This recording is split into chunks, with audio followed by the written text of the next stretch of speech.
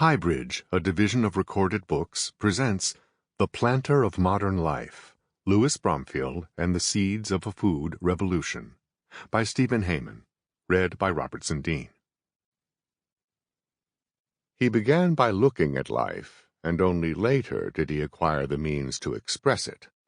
Charles Baudelaire, the painter of modern life.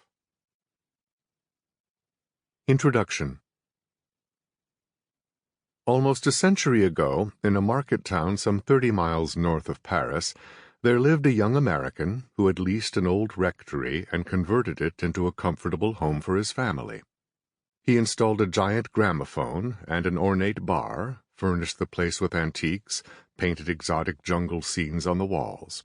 Vogue photographed the interiors, making the house look airy and spacious, when in fact it could barely accommodate its inhabitants. The man, his wife, their 3 young daughters, the nanny, the cook, the secretary, the gardener, and the pet animals, which included a Scottish terrier, an Indian mongoose, and a pony named Peter. Among ordinary people in Europe and America, the man was famous for the novels he wrote. Among famous people, however, he was known for his flowers. Every Sunday he hosted a party in his garden, which stretched out over 2 acres along a narrow river lined with linden and poplar trees. Most of the guests were uninvited. They came from Paris, although only a few were French. They arrived in Rolls-Royces, Bugatti Roadsters, and Fords from the American Embassy. Each week somebody new turned up, an Indian Maharani, a White Russian prince, a scattering of Rothschilds. They mingled with the regulars, foreign correspondents, fashion designers, flower breeders, art collectors, movie stars, maybe a few spies. They served themselves from a lopsided buffet, pouring champagne and brandy, digging into potato salad, goose liver pâté, slices of charcuterie, finishing off with coffee and cake and strawberries from the garden. Then they sat on the grass, smoking, admiring the flowers, the marigolds, the blue Himalayan poppies, the hybrid musk roses that hung in bushes from the little wooden bridge spanning the river. A few of them took the time to study their host and weren't quite sure what to make of him. His clothing, one French visitor noted, combined the shirt of a gangster, the trousers of a student, and the slippers of a peanut salesman. His interests were similarly mismatched. His friend Janet Flanner, Paris correspondent for The New Yorker, described his conversation as a mixture of old-fashioned French, the latest Broadway slang, dukes and duchesses' first names, discussions on farm manures, Paris politics, Bombay palace intrigues, modern European painting, Golden Bantam corn, the operas of Richard Strauss, and the best way to cook hamburgers. He was in his mid-30s then. Even those who cared nothing for his 2 great passions, books and gardens, could tell that, in pursuit of them, he had already learned something valuable about life. He may not have been a literary genius, like the newspapers claimed, but he had acquired, as one admirer put it, a genius for living. Exactly where this genius came from was unclear to his friends, and where it would take him they certainly could not imagine as they sipped rosé or swam in the river, trading gossip and talking up the next novel they would fail to write, or the long vacation they would soon take, inhaling all the fragrant possibilities of an easy expatriate existence that was soon to disappear forever. If Louis Bromfield ever appears in a book today, he is shoved into parentheses or buried without ceremony in a footnote. If we remember him at all, it is only as a character in somebody else's story, as Humphrey Bogart's best man, say, or Doris Duke's lover, as Gertrude Stein's protégé or Edith Wharton's gardening guru, as Ernest Hemingway's enemy or Eleanor Roosevelt's pain in the ass. What is surprising is not that he has his own story to tell, but that 6 decades after his death, that story suddenly feels important. Bromfield was first, if not foremost, a novelist. He belonged to Stein's lost generation, the group of American artists who came of age in the 1920s, and in outline his biography conforms perfectly to type. He had the restless, middle-class, Midwestern boyhood, the unfinished Ivy League education, the adventure under fire as a World War I ambulance driver, the sojourn in Paris. There was alcohol, infidelity. There was a rapid rise, a slow, pathetic fall, and then, in his case, a precipitous drop into obscurity. Today he is little read, and outside of northeastern Ohio, hardly known. That his fame would vanish would probably not have upset him. The most important thing in life is the pleasure you can extract from it, he told the society chronicler Lucius Beebe in 1935 while nursing a rye whiskey before his latest play opened on Broadway. Only the young and foolish worry about posthumous reputations. The point of this book is not to argue for a fresh evaluation of Bromfield's literary work, even though he was, at least in commercial terms, among the most successful writers of his generation. His 1926 novel Early Autumn won the Pulitzer Prize. In that decade, he was regarded more highly by the literary establishment than Fitzgerald or Hemingway, a fact that would later baffle critics. Millions of his books were printed in every major language. Most of his 30-odd works became bestsellers, and many were adapted by Hollywood, including The Rains Came, 1939, an Orientalist fantasia set in India that won the first Academy Award for special effects. In politics, too, Bromfield made his mark, rescuing American volunteers from the Abraham Lincoln Brigade who were trapped in prisons or hospitals at the end of the Spanish Civil War, funneling money to Free French forces during World War II, hectoring his many powerful friends in Washington, including a dismissive Eleanor Roosevelt, to do more to stop the Nazi slaughter of European Jews, and chairing committees that would help support the founding of the State of Israel. Such political and literary exploits are the bread and butter of biographies, but this is not a story about a popular writer or a celebrity host or an influential pundit. Yes, Bromfield was all those things, but above everything else, he was a farmer. He made his greatest impact not on the page, but in the soil. He devoted his life to protecting and reviving this precious resource, a resource that was as mistreated and as misunderstood in his time as it is in our own. What Bromfield said in 1942 is perhaps even truer today. Most of our citizens do not realize what is going on under their very feet. Long before climate scientists and climate skeptics, before fracking and drill baby drill and the BP oil spill, before food co-ops and the Whole Earth Catalog, before Earth Day and Rachel Carson's Silent Spring, there were environmental problems in this country and environmentalists who tried to fix them. They called themselves conservationists. They had seen, in their own backyards, man-made environmental disasters on par with some of the darker predictions in the latest UN climate report: floods, widespread soil erosion, apocalyptic dust storms, vanishing wildlife, and mass migration. By trade, they were farmers and scientists, writers and bureaucrats, businessmen and social theorists. Their motivations were different, but most of them were pushed into action by the Dust Bowl and the Great Depression, the Dirty Thirties, as these years are sometimes known. The books they wrote would go on to inspire the first modern environmentalists, the earliest self-described organic farmers, the avant-garde in the ongoing campaign for clean water, clean air, and a healthier, more sustainable food system. For nearly 2 decades, from the late 1930s until his death in 1956, Louis Bromfield was this group's greatest champion. He began his work with the foolish idea that he could be the first of a new race of pioneers, not the sort who cut down the forests and burned off the prairies and raped the land, but pioneers who created new forests and healed and restored the richness of the country, a richness that, from the moment the first settler landed on the Atlantic coast, we had done our best to destroy. He wrote those words in Pleasant Valley, his environmental testament, which became one of the best-selling nonfiction books of 1945.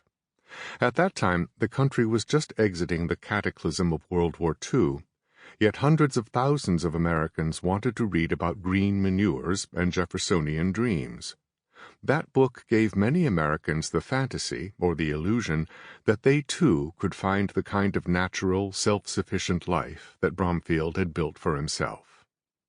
Today, Bromfield should be remembered because he sounded one of the earliest alarms about DDT and other harmful pesticides and began the fight for a modern agriculture that would enrich the soil and protect the planet.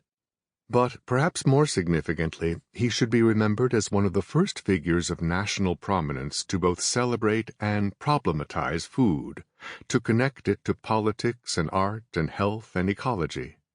In this way, he anticipated a variety of figures from our own time, from activist farmers like Wes Jackson and Joel Salatin to free-range essayists like Wendell Berry, Joan Di Gusso, and Michael Pollan, to advocates for slow and storied food like Alice Waters, Dan Barber, and Anthony Bourdain. As much as Bromfield's story is a biography of a person, it is also a biography of a landscape, or rather two landscapes. The first is the garden he built in interwar France. This began its life as a literary salon of unusual distinction, but it became a kind of field laboratory, the place where he discovered, with a little help from his French peasant neighbors and a little more from his literary gardener friends like Gertrude Stein and Edith Wharton, how to collapse the distance between literature and agriculture, how to put his love of the land on the page. The other landscape is Malabar Farm, which he established in 1939 in Richland County, Ohio, halfway between Cleveland and Columbus. It is difficult to summarize the peculiar significance of Malabar, which the New York Herald Tribune described in 1955 as the best-known farm in America, probably in the world. Today preserved as a state park, Malabar still ranks among history's more unusual pastoral experiments, where Bromfield deployed a mix of organic fertilizer and savvy PR to transform 600 barren acres into a literary agrarian utopia, Voltaire's Ferney crossed with Old MacDonald's farm. And so, Bromfield's story is split, just like this book, between a garden and a farm, between France and Ohio. But the story is not confined to these places. Instead, it travels from the American heartland and lost generation Paris to jazz-age New York, British India, Hollywood, and the jungles of Brazil. While the book is chiefly focused on food and farming, there are also dashes of literary drama, society gossip, and political shenanigans thrown in for good measure. Bromfield would have approved of that. He cultivated this hybrid life, which he once joked was divided between nightclubs and manure piles. He began his final memoir, From My Experience, with a note that apologized to the reader in advance if he or she experienced whiplash after encountering so many divergent subjects in a single volume. It is possible that to some this book may seem lacking in organization, but this is not so. In the mind of the author, at least, the materials have been put together with cunning, much as the use of bait leads an animal into a trap.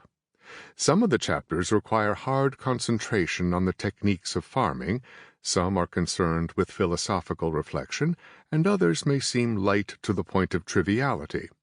In any case, life on a living farm, with its countless facets, its daily crises, its seasonal changes, resembles very closely the general pattern of this book, a record of ups and downs, which must be taken, if at all, as they come.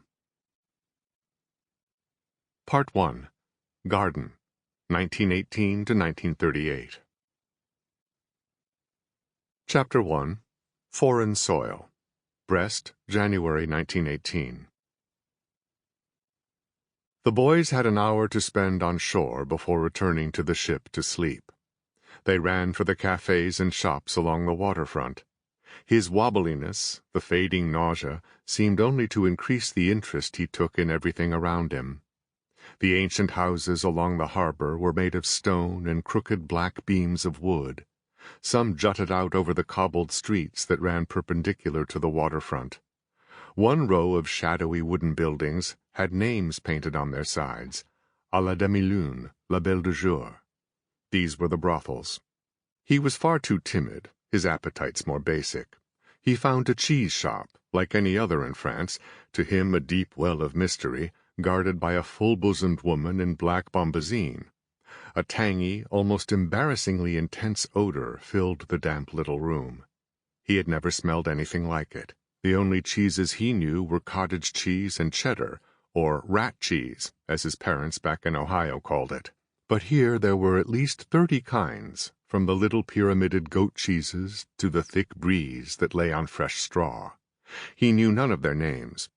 He pointed, he used his schoolboy French, and a few minutes later he had assembled a picnic: the cheese, a bottle of cold red wine, a pat of fresh butter, and a hard, fragrant ball of bread that was pillowy on the inside. Many years later, recalling that foggy night from a green and white farmhouse in the American Midwest, he would describe his meal in Brest as one of the great gastronomic memories of my life. He was 21 years old, 6 feet 2 inches tall, 151 pounds. The medic who gave him his army physical described his body as hard and wiry.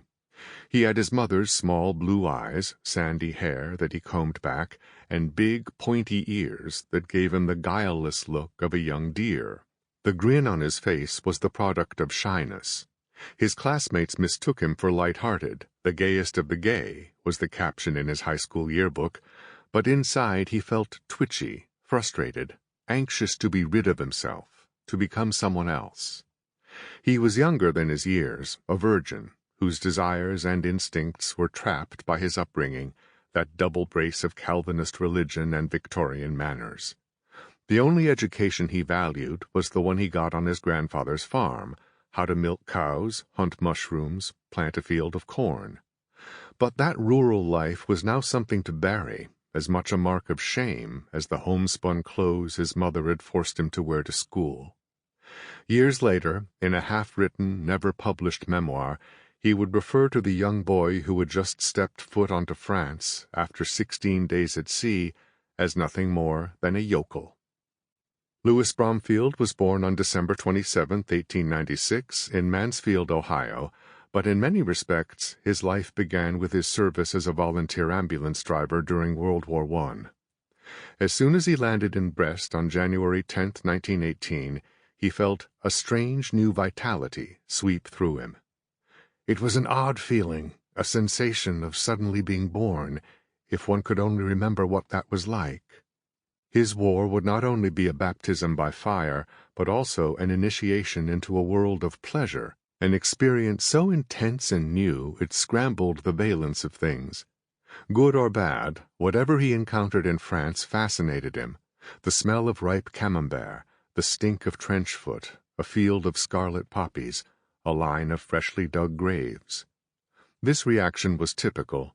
So many Americans who came to France talked about the way the battlefields entwined the idyllic with the horrific. The country is zigzagged with secondary and tertiary trenches and bristles with barbed wire entanglements, wrote one ambulance driver. But all around and in every direction the peasants are tilling the fields and the crops are growing.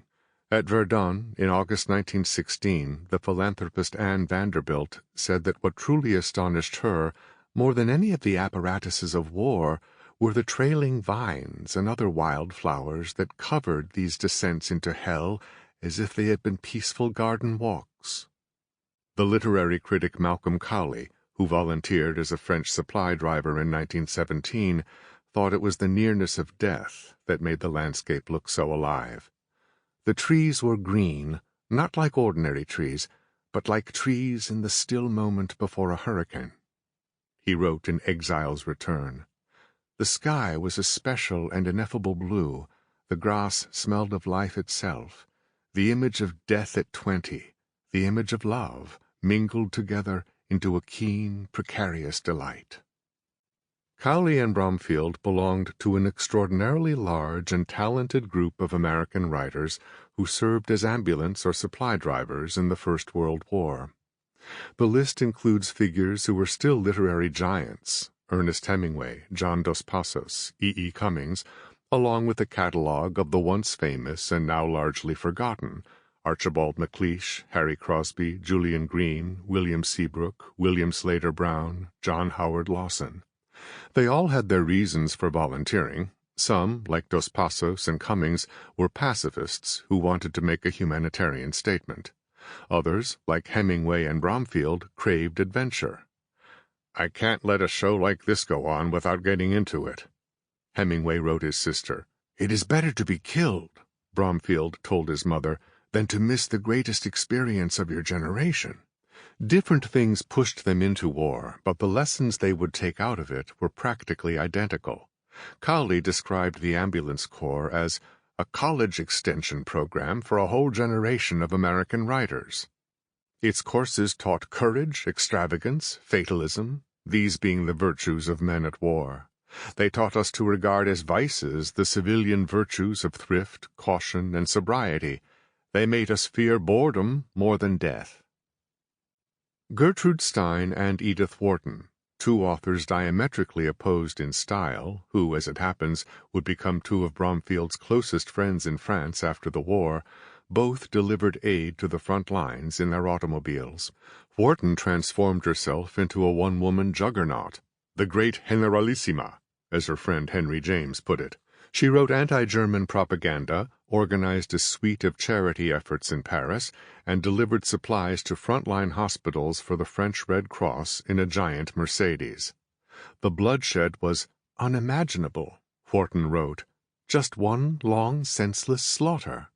Yet she could not help noting the picturesqueness of the front and the exquisite feeling of getting so near to the action.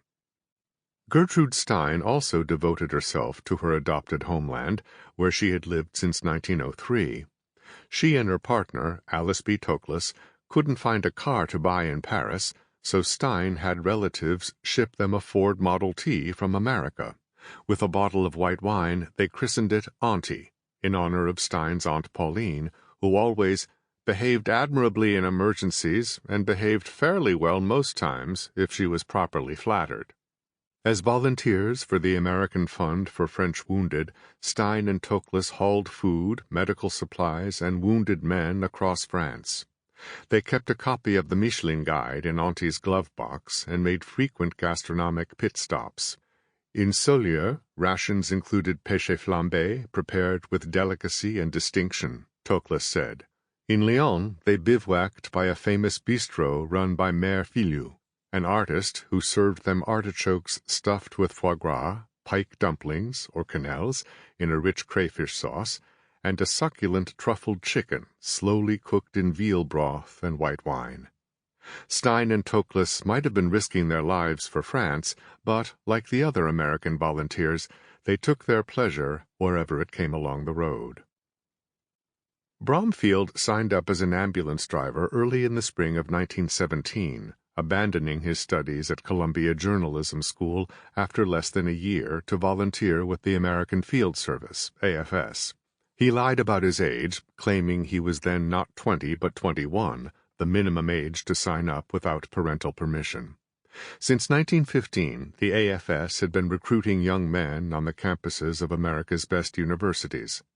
The first wave of volunteers was required to pay their own way or find rich sponsors, limiting recruits to blue bloods who brought with them a certain snobbishness.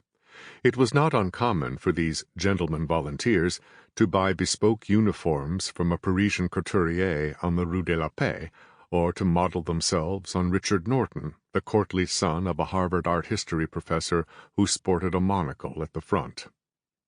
After America entered the war in April 1917, the ambulance service radically changed complexion.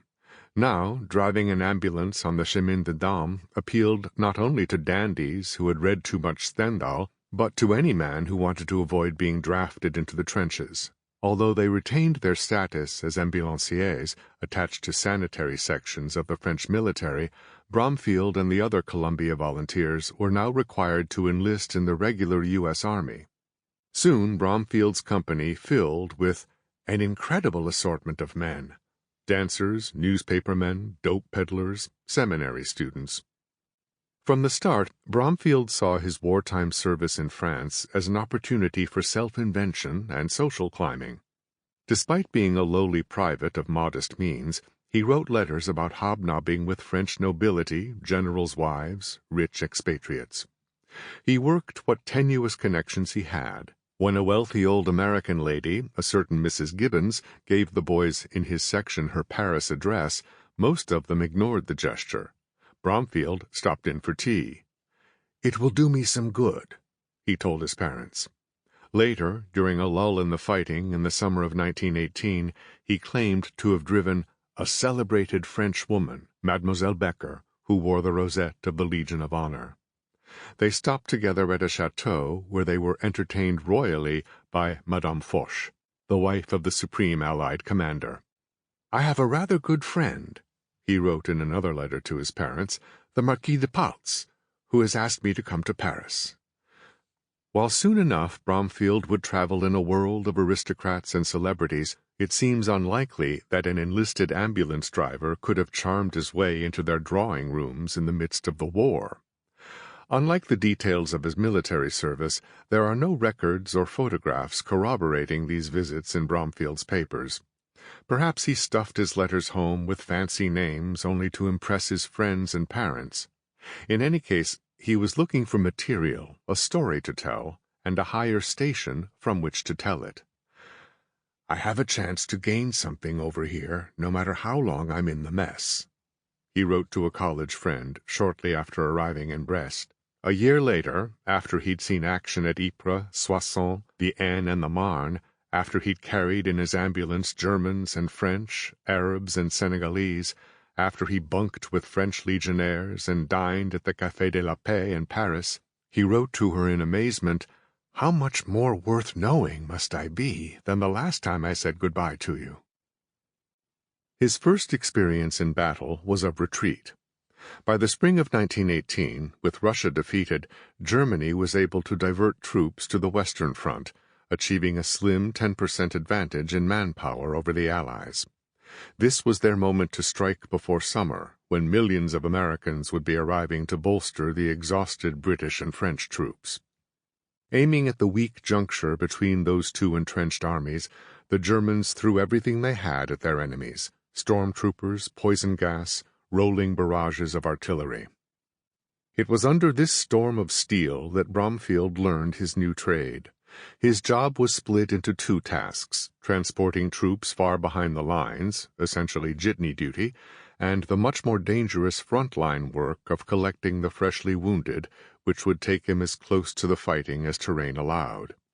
His ambulance, a Ford Model T, had 2 stretchers on the floor and another hanging down from the roof. Normally, the ambulance could fit 4 seated men, assis, or 3 men lying down, couché.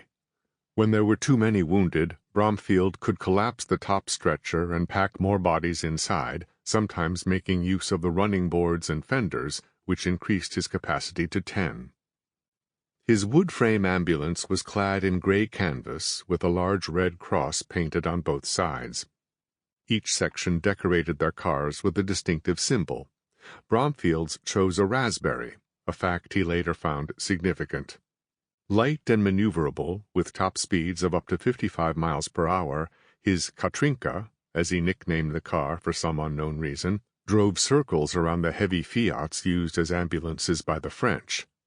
"I can't tell you the genuine affection I have for my Ford, and I would rather just drop from exhaustion than let anyone else drive it.